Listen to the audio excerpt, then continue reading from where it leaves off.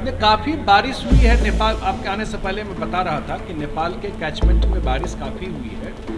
जो डिजाइन है गंडक बराज का वो 8 लाख क्यूसेक तक है, तो 4 लाख क्यूसेक पानी आज सुबह छोड़ा गया है और हमारे सारे लोग एम्बैंकमेंट पे अलर्ट है, ऐसी कोई खतरे की बात नहीं।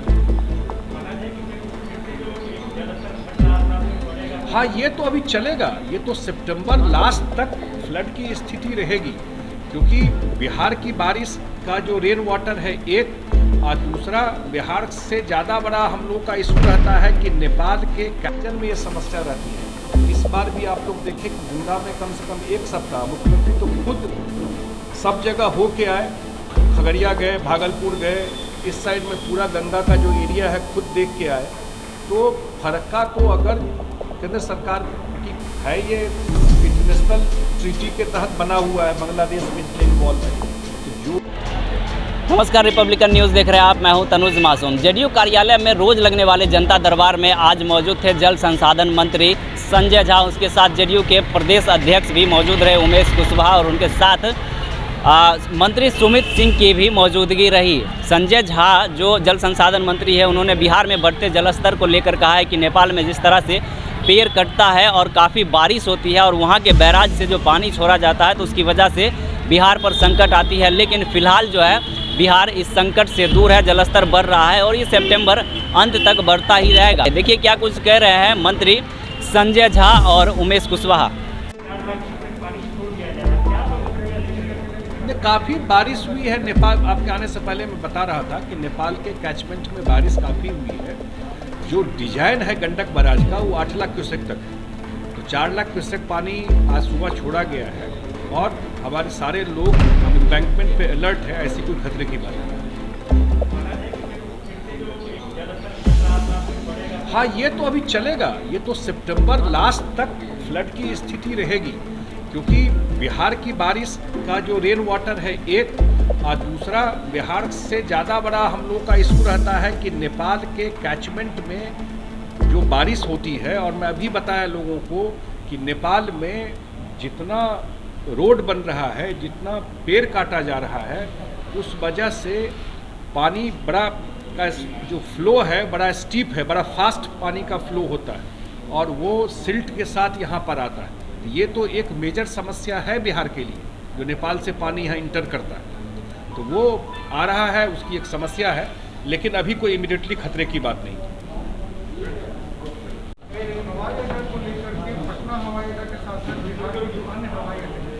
निर्माण करना भी है या फिर जो बन गए उनको लेकर के उम्मीदों काफी चर्चा हो रही है। जमीन को लेकर सरकार, राज्य सरकार के द्वारा जमीन अधिग्रहण।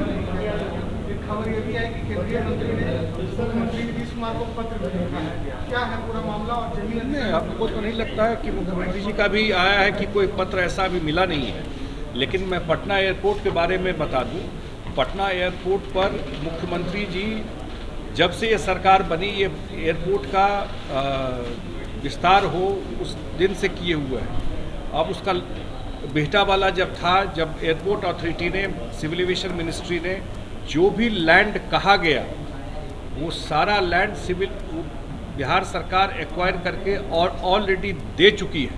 अब काम शुरू करना उनकी जिम्मेवारी है पटना एयरपोर्ट के लिए। दूसरा एयरपोर्ट जो दरभंगा एयरपोर्ट है, दरभंगा एयरपोर्ट जो उड़ान स्कीम में है, आप जानते हैं कि भारत सरकार ने ये स्कीम दिया बिहार को और मुख्यमंत्री जी ने डिसाइड किया कि ये दरभंगा और पूर्णिया में दोनों एयरपोर्ट बनेगा और वो लैंड एक्वायर करके देना है बिहार सरकार को।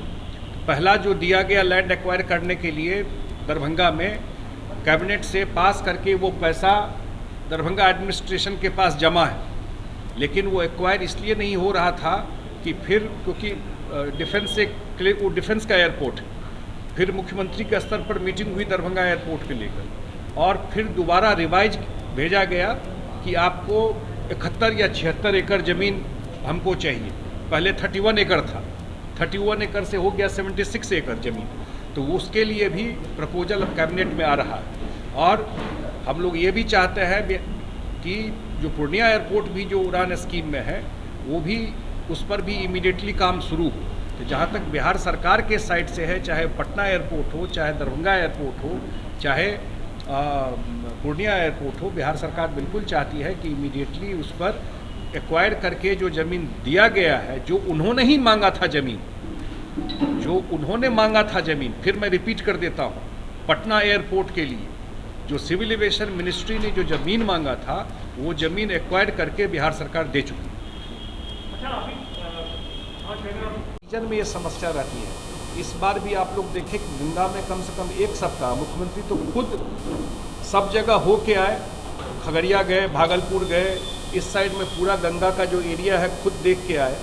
तो फरक्का को अगर केंद्र सरकार की है, ये इंटरनेशनल ट्रीटी के तहत बना हुआ है, बांग्लादेश भी इसमें इन्वॉल्व है, तो जो भी इसका रास्ता निकालना पड़े, एक बार ज़रूर इसके पूरे सिचुएशन को देखते हुए, अगर इसका कब बना था फरक्का, सोचिए 60-70 बना है। अब उस समय का और आज की परिस्थिति में कितना फ़र्क आ गया है, पर्यावरण में बदलाव आ गया है, कितना रेन होता है, कितना उससे बारिश निकलता है।